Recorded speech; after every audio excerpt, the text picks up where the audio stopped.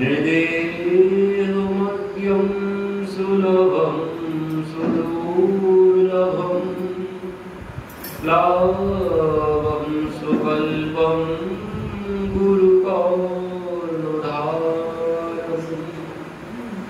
मायानुकूले न भाष्यते ऋतं पुमान् भवावधिं न करे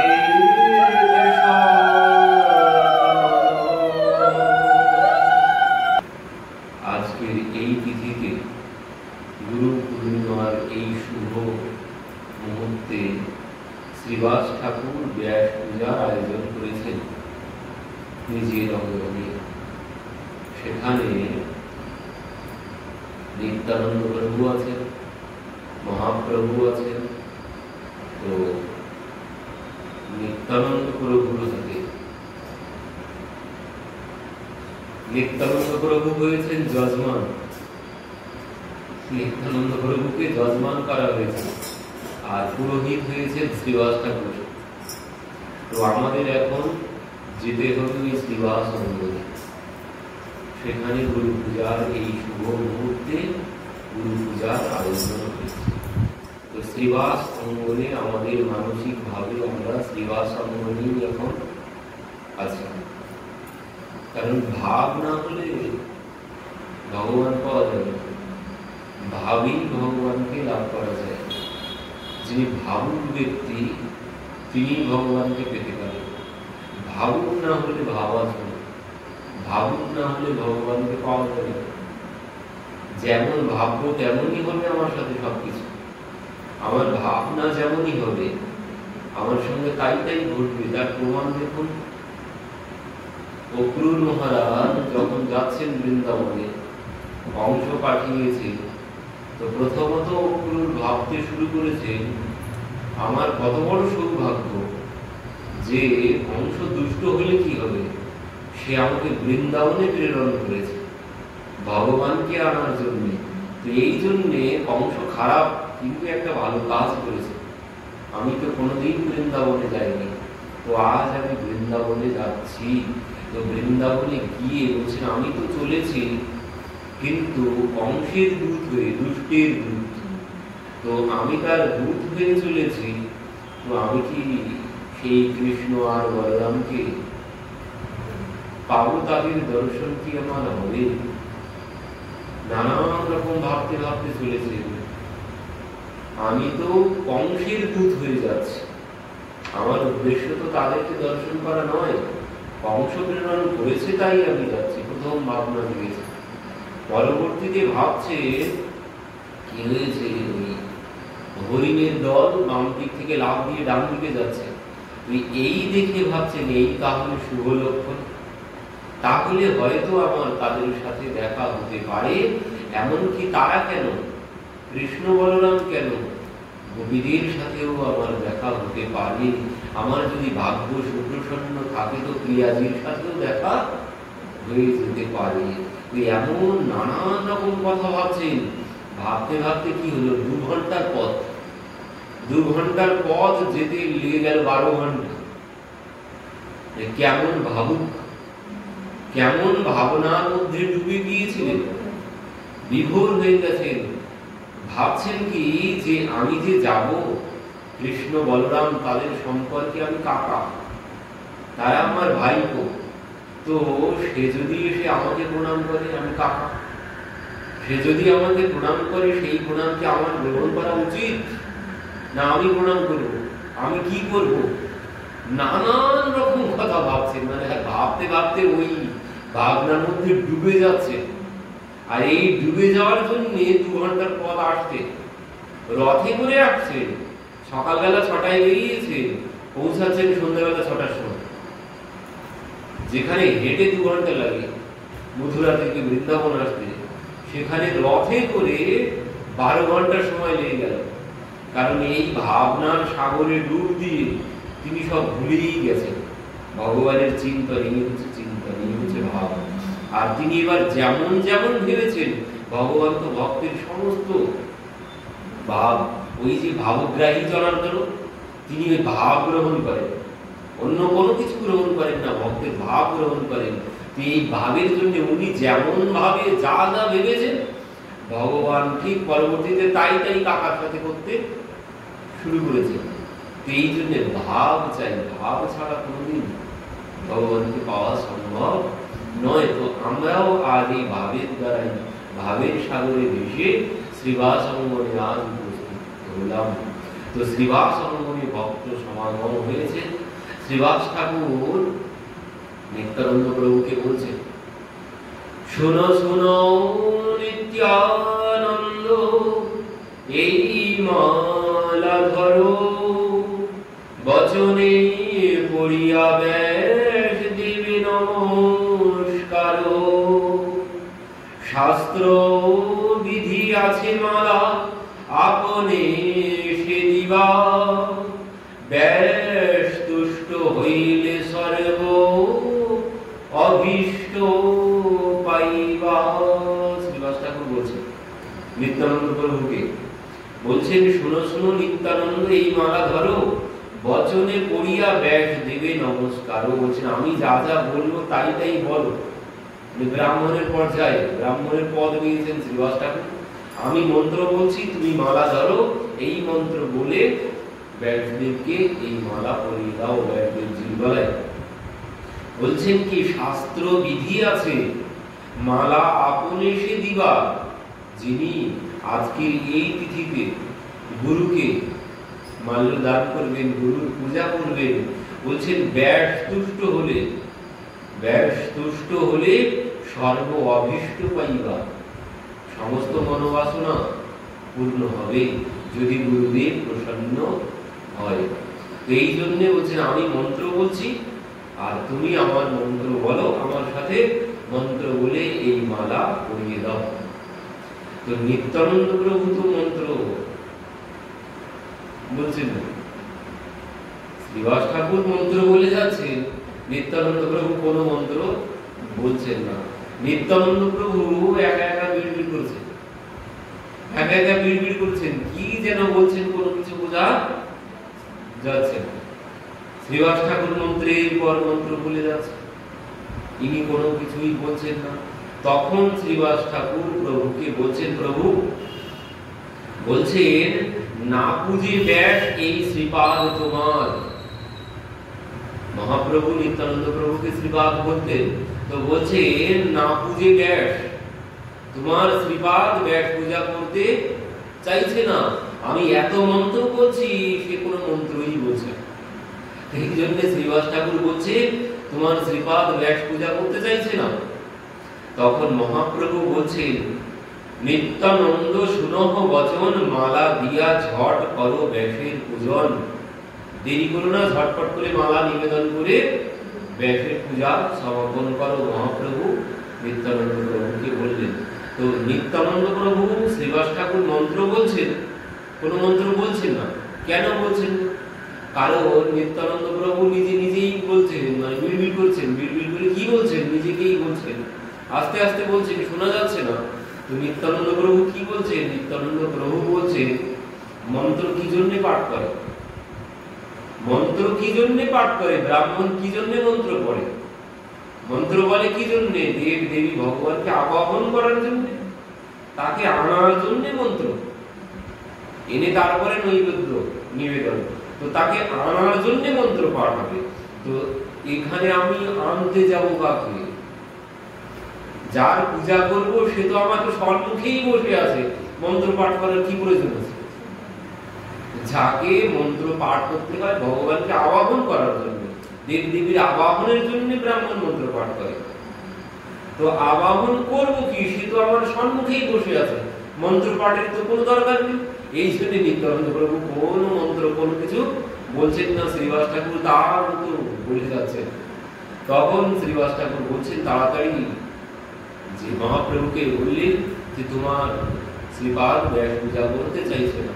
তখন মহাপ্রভু বললেন ঝটপট পূজা সেরে ফেল। এই কথা যখন মহাপ্রভু বলেছেন, নিত্যানন্দ প্রভু এবার মহাপ্রভুর দিকে আস্তে আস্তে এগিয়ে গেছেন। গিয়ে কি করেছেন?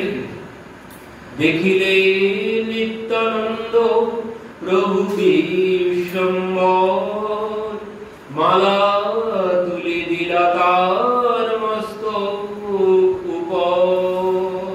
কলি পাবন অবতার চৈতন্য মহাপ্রভু কি জয়।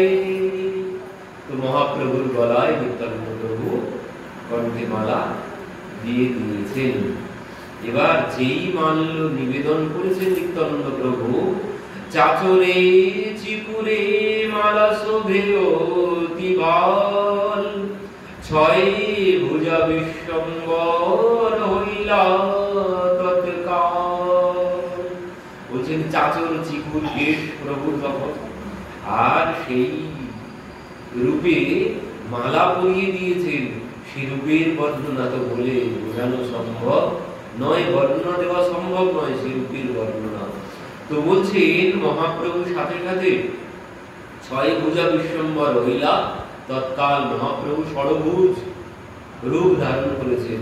আর সেই রূপ দর্শন করে শঙ্খ চক্র গদা পদ্ম শ্রীহল মুষল দেখিয়া বিস্মিত হইলা নিতাই বিহব্য। নিত্যানন্দ প্রভু এই ষড়ভুজ রূপ দর্শন করে তিনি কি হয়েছেন? অচৈতন্য হয়ে পড়েছেন, জ্ঞান হারিয়ে ফেলেছেন। ষড়ভুজ দেখি মূর্ছা পাইলা নিতাই, পড়িলা পৃথিবী তলে ধাতু মাত্র নাই। ভূমিতে লুটিয়ে পড়েছেন, জ্ঞান হারিয়ে মূর্ছিত হয়ে নিত্যানন্দ প্রভু ভূমিতে পড়ে গেছেন, যে কোন বাহ্য জ্ঞান নিত্যানন্দ প্রভুর মধ্যে নেই। তখন মহাপ্রভু নিত্যানন্দ প্রভুর কাছে এগিয়ে এসেছেন। এগিয়ে এসে নিত্যানন্দ প্রভুকে প্রভু বলছেন,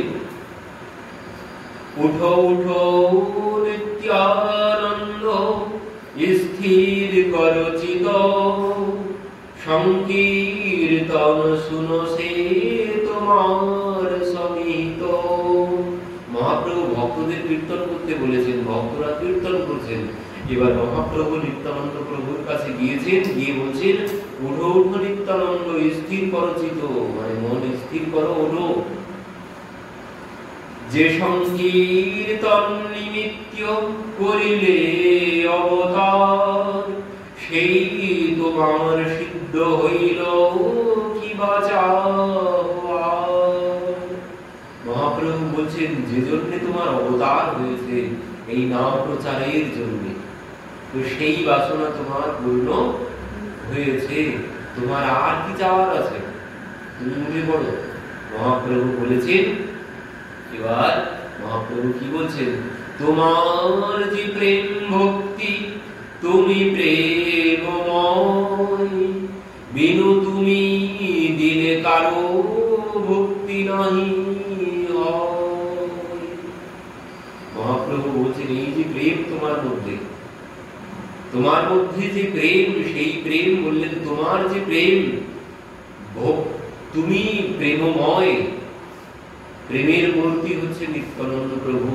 তো কি বলছেন? বিনু তুমি, তুমি যদি এই প্রেম না দান করো কাউকে, কেউ এই প্রেম পাবে না।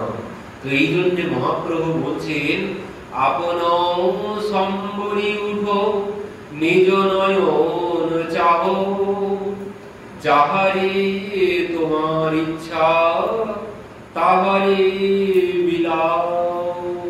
মহাপ্রভু বললেন, তোমার যে প্রেম, এই প্রেম যাকে ইচ্ছা তুমি তাকে সেই প্রেম বিতরণ করতে পারো। তবে কি? মহাপ্রভু বলছেন, তিলার ধেকে তোমারে যাহার দোষ রহে, ভজিলেও সে আমার প্রিয় প্রভু নহে। মহাপ্রভু বলছেন যে তোমার চরণে অপরাধ করবে, সে যদি আমার ভজনা করে তাহলে সে আমাকে কিছুতেই লাভ করতে পারবে না। তোমার কৃপা যার উপরে হবে সে আমাকে লাভ করবে। এই জন্য নিতাইয়ের করুণা হবে। তারপর বলছে রাধা কৃষ্ণ পাবে। নিত্যানন্দ প্রভুর যদি কৃপা লাভ করা না যায়, তো আজ এই তিথিতে, এই কৃপা লাভের তিথি আজ এই নিত্যানন্দ প্রভুর ওই যে প্রেম ভক্তি, আমরা রামানন্দ সংবাদে, যেখানে রায় রামানন্দ সংবাদে পেলাম কি, ওই প্রেম ভক্তি হচ্ছে সাধ্য সার, মানে সমস্ত সাধনার সার হচ্ছে প্রেম ভক্তি। प्रेम भक्ति छाड़ा আর সব কিছু অসার, আর কোনো সার है प्रेम जगत में सार और कोई सार नहीं। একমাত্র প্রেমই জগতের সার, অন্য কোনো কিছু জগতে সার বলে কোনো কিছু নেই। প্রেম ভক্তি যদি থাকে তাহলে জীবন সুন্দর, আর প্রেম ভক্তি যদি না থাকে তার তো দুঃখী আর জগতে নেই। প্রেম ভক্তি লাভ করতে পারলে কি হবে? আমরা গতদিনই শ্রবণ করেছিলাম, প্রেম ভক্তি লাভ করতে পারলে যিনি এই প্রেম ভক্তি লাভ করবেন তাকে আর এই জগতের ওই ত্রিতাপ তাকে আর স্পর্শ করবে না। প্রেম ভক্তি যিনি একবার লাভ করে যাবেন তাকে আর এই ত্রিতাপ স্পর্শ করবে না। তো যতদিন বাঁচবো ততদিন তো আনন্দে কাটবে, তারপর পরমানন্দ। এখন আনন্দ, আর এর পরে যখন চলে যাব তখন পরমানন্দ। কেন কি? যে প্রেম ভক্তিতেই সেবা সুখ আছে, যার মধ্যে প্রেম ভক্তি আছে সেই সেবা করতে পারবে। আর জীবের মধ্যে মানে সর্বোচ্চ চাওয়া বললেন, সব চাওয়ার শেষ চাওয়া কি? সেটি বেদ বলছে যে সব চাওয়ার শেষ চাওয়া হচ্ছে ভগবানের সেবা। এর মতো সুখ আর কোনো কিছুতে নেই। এই হচ্ছে সর্বোচ্চ পাওয়া, ভগবানের সেবা সুখ। যদি সেবা করতে পারি, তো বললেন সেবা করতে গেলে কি চাই? সেবা করতে গেলে প্রেম ভক্তি চাই। প্রেম ভক্তি ছাড়া কোনোদিন সেবা করা সম্ভব নয়। পরিষেবা দেওয়া সম্ভব, কিন্তু সেবা কোনোদিন সম্ভব নয়। সেবা করতে গেলে প্রেম ভক্তি চাই। প্রেম ভক্তি ছাড়া কোনোদিন সেবা করা যাবে না। এই জন্য বললেন জগতে যদি কোনো সার থাকে, মানে সমস্ত সাধনার সার, সমস্ত সাধনার সার হচ্ছে প্রেম ভক্তি। এই জন্য ভরতজি বললেন, অর্থ না ধর্ম না কাম রুচি, গতি না চাহু নির্বাণ, জনম জনম রাম পদ রতি, এহ বর দান না আন। অন্য কোন বর আমি চাই না মা, যদি কিছু দিতে চাও তো এই প্রেম ভক্তি দান করো। প্রেম ভক্তি দান করো ভগবানের চরণে, রাম চরণে যেন প্রেম ভক্তি লাভ হয়। এই প্রেম ভক্তি ছাড়া অন্য কোন সার কোনো কিছু নেই জগতে। একমাত্র জগতের যদি কোনো সার থাকে সেটি হচ্ছে প্রেম ভক্তি। কারণ এই প্রেম ভক্তি লাভ করতে পারলেই আমি পরবর্তীতে ভগবানের সেবার সুখ পেয়ে যাব। প্রেম ভক্তি যিনি লাভ করবেন বলছেন তিনি সশরীরে গিয়ে ভগবানের সেবায় নিযুক্ত হয়ে যাবেন। সশরীরে গিয়ে ভগবানের সেবায় নিযুক্ত হয়ে যাবেন, এমন কত প্রমাণ আছে। সশরীরে, শরীরও ত্যাগ করতে হয়নি, সশরীরে চলে গেছে ভগবানের সেবায়, এমনও আছে। এই জন্য বললেন একমাত্র সার হচ্ছে প্রেম ভক্তি। তো সেই প্রেম ভক্তি বললেন তুমি প্রেমময়, তুমি প্রেমের ভান্ডার। তুমি এই প্রেম যাকে তাকে বিলাতে পারো, তোমার যাকে ইচ্ছা তুমি তাকে বিলাও। তো সেই নিত্যানন্দ প্রভু আর জগতে এসে ভাই তেরে পাও করু একবার হরি বল, ভাই তোর পায়ে ধরছি একবার হরি বল। দুর্বাকে গিয়ে বলছেন আমি তোমার কাপড় কেচে দেবো, তুমি একবার হরি বল বলো। দুর্বা বলছেন আমার কাপড়টা কেচে দেবে কে? নিত্যানন্দ প্রভু বলছেন আমি কেচে দেবো, তুমি একবার হরি বল বলো। এই নামের মধ্যেই প্রেম আছে। নিত্যানন্দ প্রভু যে নাম প্রচার করেছেন সেই নামের মধ্যে সেই প্রেম, তার সেই প্রেম তিনি দিয়ে সেই নাম প্রচার করেছেন। খালি খালি নাম প্রচার করেননি। নাম প্রেমের মালা গাঁথি পরাইলা সংসারে, নাম প্রেমের মালা, শুধু নাম নয়। এই যে হরে কৃষ্ণ কৃষ্ণ কৃষ্ণ হরে হরে, হরে রাম রাম রাম হরে হরে, এই নামের মধ্যেই প্রেম আছে। দেখা যাচ্ছে না, এর মধ্যেই প্রেম আছে। বলেন ওই আছে না, এই ডুবলে জানা যায় এর মধ্যে কি আছে। যিনি ডুব দিয়েছেন ও তিনিই পাবেন, অন্য কারোর বোঝা সম্ভব নয়। তো এই জন্য সেই নিত্যানন্দ প্রভু সবাইকে তিনি আর কাউকে বঞ্চিত করলেন না। কৃত পাপী দুরাচার নিন্দুক পাষণ্ডী আর কেউ যেন বঞ্চিত না হয়, মহাপ্রভু বলে দিলেন। তো সেই জন্য নিত্যানন্দ প্রভু সবাইকে গিয়ে এই নাম প্রচার করলেন। অক্রোধ পরমানন্দ নিত্যানন্দ রায়, অভিমান শূন্য নিতাই নগরে বেড়ায়, যারে দেখে তারে বলে দন্তে তৃণ ধরি, আমার কি নিয়ার বল গৌর হই। এইভাবে তিনি এই প্রেম প্রচার করেছেন। সব থেকে বড় সৌভাগ্যের কথা, এই নাম প্রেম প্রচার করতে করতে তিনি আমাদের কলকাতাতে, আমাদের বাড়ির পাশ থেকে ঘুরে গেছেন। কলকাতা থেকে পানিহাটিতে এসেছিলেন এই নাম প্রচার করতে করতে। গঙ্গার তীরে পানিহাটিতে এসে তিনিই তো কয়েকদিন আগেই চলে গেল সেই তিথি, জ্যৈষ্ঠ মাসে দণ্ড মহোৎসবের দিন। এই তিথিতে নিত্যানন্দ প্রভু এই নাম প্রেম প্রচার করতে করতে তিনি আমাদের কলকাতায় পানিহাটিতে এসে উপস্থিত হয়েছিলেন। তো সেখানে গিয়েছিলেন কে? সেই রঘুনাথ দাসজি সেখানে গিয়েছিলেন। তো সেই নিত্যানন্দ প্রভু আজ শ্রীবাস অঙ্গনে এই ব্যাস পূজা করলেন। নিত্যানন্দ প্রভু বলছেন পরবর্তীতে, আজ আমি আমার ব্যাস পূজার ফল হাতে হাতে পাইলাম। আজ আমি এই যে ব্যাস পূজার যে ফল আমি হাতে হাতে পেয়ে গেলাম, নিত্যানন্দ প্রভু বলছেন। তো আজকের এই তিথিতে গুরু পূর্ণিমা তিথি, ব্যাস পূজা ব্যাসদেবজির আবির্ভাব তিথি। ব্যাসদেবজির জন্ম হয়েছিল সেই যে সত্যবতী পরাশর ঋষির ঔরসে সেই দ্বীপের মাঝখানে জন্ম হয়েছিল আজকের এই তিথিতে ব্যাসদেবজি। এই জন্য ব্যাস পূজা বলা হয় গুরু পূর্ণিমা। গুরু পূর্ণিমা কেন বলা হয়? কারণ ইনি হচ্ছেন আমাদের গুরু, ব্যাসদেবজি হচ্ছেন আমাদের গুরু। কারণ তিনি যে সমস্ত 18টি পুরাণ রচনা করেছেন, বেদ বিভাগ করেছেন, মহাভারত রচনা করেছেন, আরো কত গ্রন্থ তিনি রচনা করেছেন, পুরাণ উপপুরাণ আদি রচনা করেছেন। তো এই জন্যে আমরা সবাই তার কাছেই ঋণী, আমরা সবাই তার কাছেই ঋণী, ব্যাসদেবজির কাছেই ঋণী আমরা। কারণ তিনি যদি রচনা না করতেন আমরা কোথায় পেতাম? আমরা কোথা থেকে পেতাম, কোথা থেকে বলতাম আর কোথা থেকে শুনতাম? তো এই জন্যে আজকের এই তিথিতে ব্যাসদেবজির পূজা হয়। তো পরবর্তীতে মহাপ্রভু আসার পর থেকে এটি গুরু পূর্ণিমায় পরিণত হয়েছে। নিজের গুরুকেই ওই ব্যাসদেব রূপে কল্পনা করে গুরুকেই পূজা করতে হবে মহাপ্রভু এই প্রচার করেছেন। এর আগে যেটি হতো সেটি ব্যাসদেবজির পূজা হতো, ব্যাসদেবজির পূজা হতো ব্যাসদেবজির আবির্ভাব তিথিতে।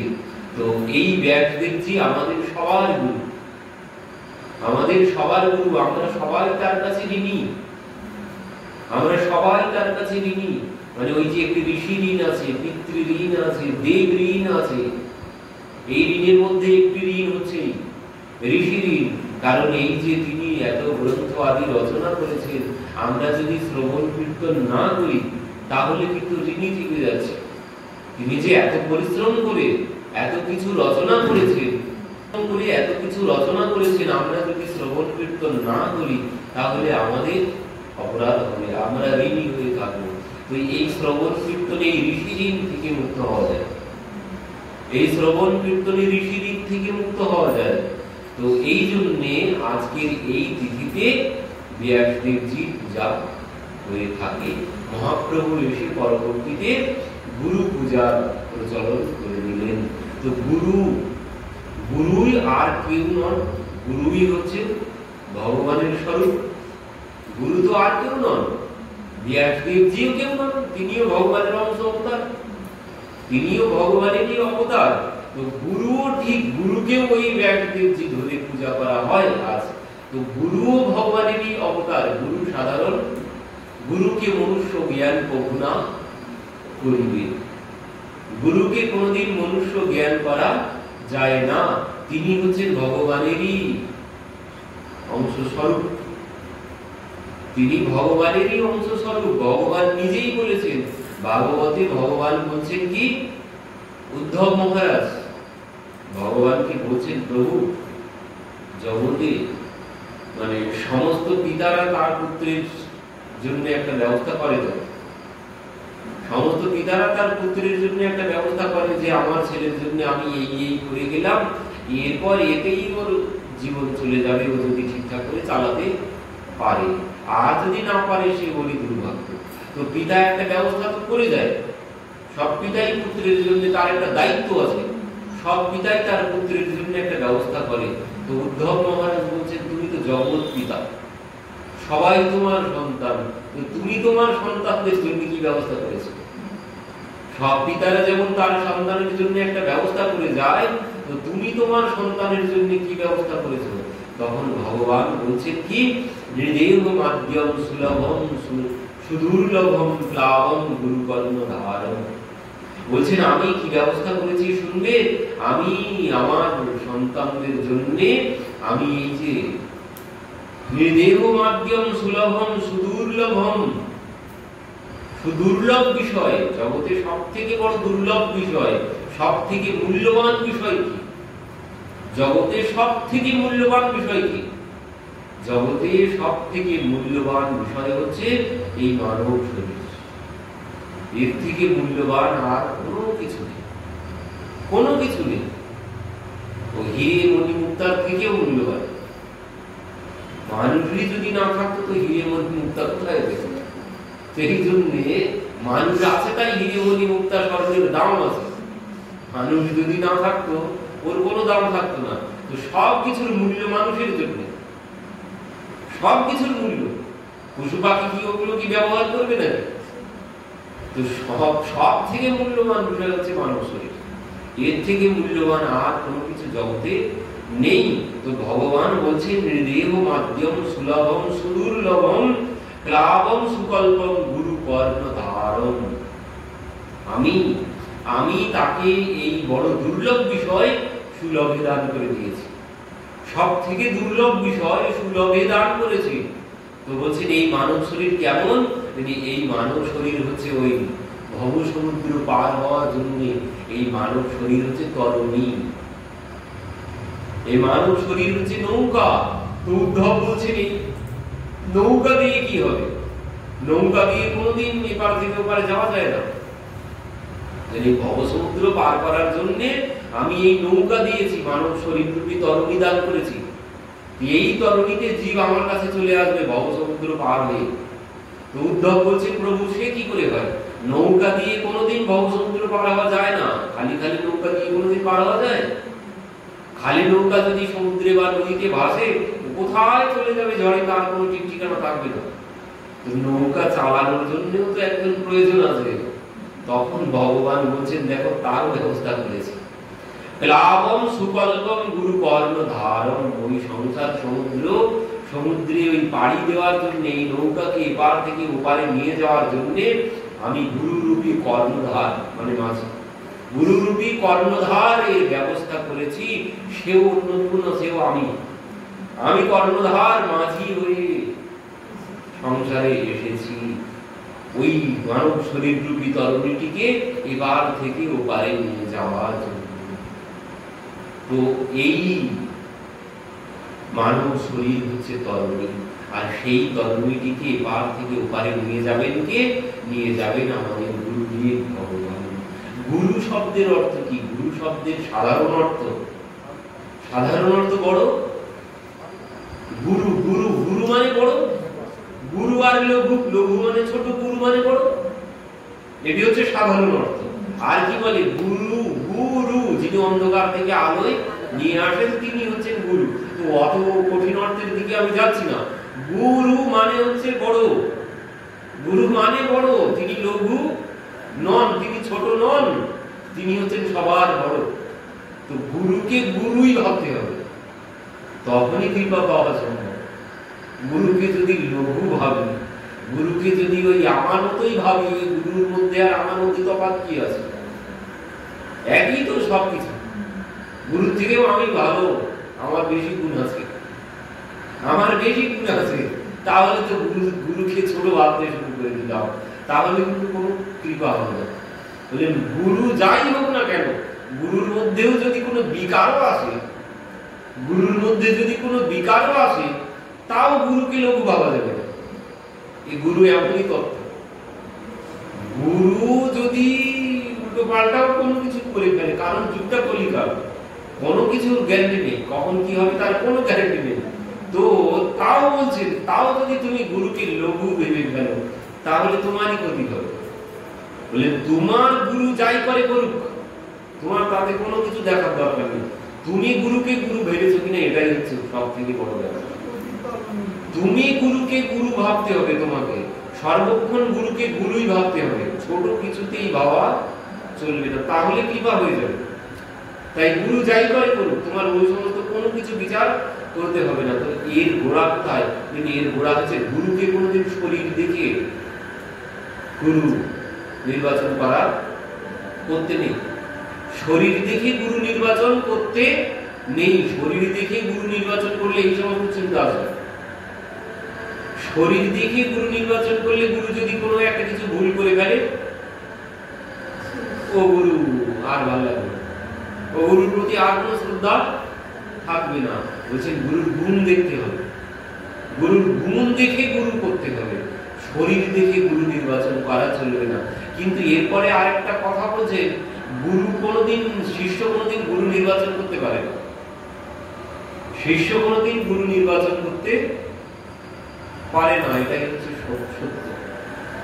শিষ্যের কোনোদিন শক্তি নেই যে সে গুরু নির্বাচন করবে। কারণ কি? বলছেন ওই মাটি কোনোদিন কুমার নির্বাচন করতে পারে না। মাটি কোনোদিন কুমারকে নির্বাচন করতে পারে? কুমার মাটি নির্বাচন করবে, এই মাটি দিয়ে হাঁড়ি কলসি বানানো যাবে কি না, কুমার মাটি নির্বাচন করবে। ঠিক তেমন শিষ্য হচ্ছে মাটির মতো, গুরু নির্বাচন করবে শিষ্যকে। শিষ্য কোনোদিন গুরু নির্বাচন করতে পারে না। বলছেন আজ যিনি আমার গুরু হয়েছে, এই আজকের সম্পর্ক নয়, এই জনম জনমের সম্পর্ক, তাই সে আজ আমার গুরু হয়েছে। কেউ কোনোদিন, শিষ্য কোনোদিন গুরু নির্বাচন করতে পারে না। আগের থেকে যার সাথে আমার সম্পর্ক হয়ে আছে, সেই হবে আমার গুরু। আরো দেখুন, গুরু একবার যদি গুরু শিষ্য করে ফেলে, এবার গুরুর যেমন গুরু হবে, শিষ্য ঠিক তেমন হবে। শিষ্যের প্রভাব যেমন গুরুর উপরে পড়বে, গুরুর প্রভাব শিষ্যের উপরে পড়বে, এটা তো স্বাভাবিক। গুরুর প্রভাব শিষ্যের উপরে পড়বে, এটা স্বাভাবিক। কিন্তু অস্বাভাবিক কোনটা? শিষ্যের প্রভাবও কিন্তু গুরুর উপরে পড়বে। এই জন্য আগের দিনে গুরুরা শিষ্য করতেন না যাকে তাকে, কারণ ওই শিষ্য যতদিন না তার কল্যাণ হচ্ছে, গুরুর কর্তব্য কি?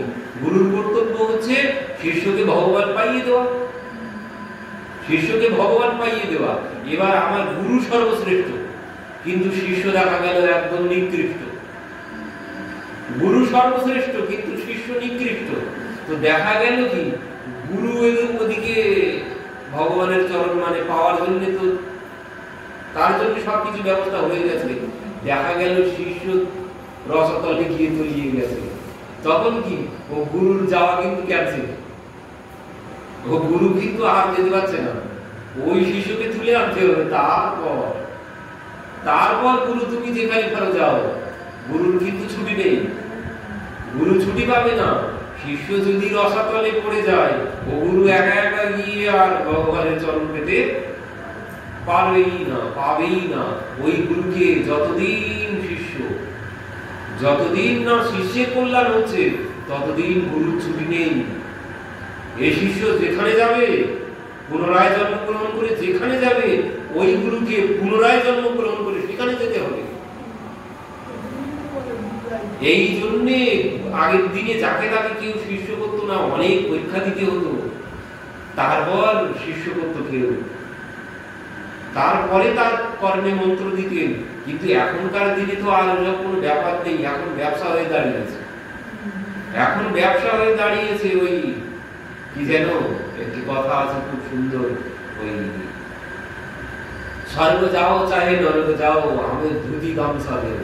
বলছেন আমার ওসব দেখার কোনো ব্যাপার নেই, আমার ধুতি আর গামছা দক্ষিণা দিকেই হলো, তুমি স্বর্গে যাবে কি নরকে যাবে আমার ওসব দেখার কোনো প্রয়োজন নেই। দুয়ার দুয়ারে গুরু ফিরে আমসে দীক্ষা লো, দুয়ারে দুয়ারে এখনকার দিনে দুয়ারে দুয়ারে গুরু ঘুরে বেড়াচ্ছে, আমার কাছে দীক্ষা নাও।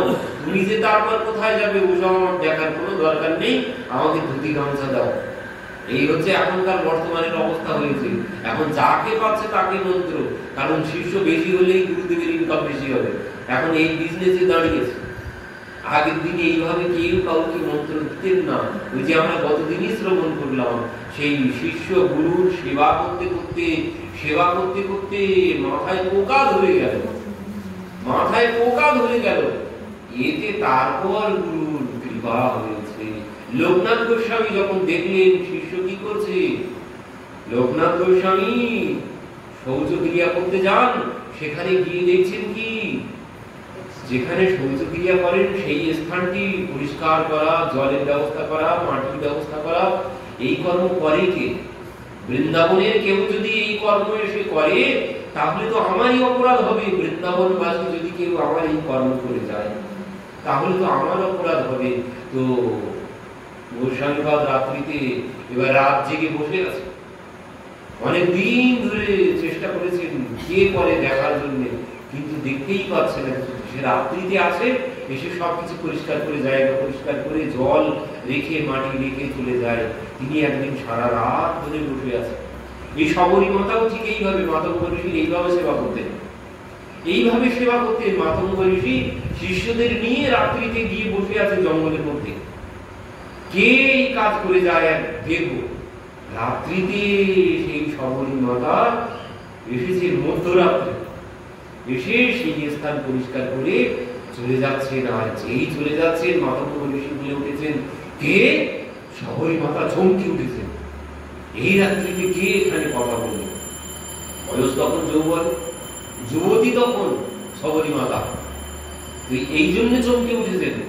তো পরবর্তীতে দেখলেন যে গুরুদেব, গুরুদেব দেখে বলছে, হায় হায় মা, তুমি এই কর্ম করছো, তুমি এই নিকৃষ্ট কর্ম করছো, তো তোমার সেবায় আমি বড় সন্তুষ্ট হলাম, যাও স্নান করে এসো।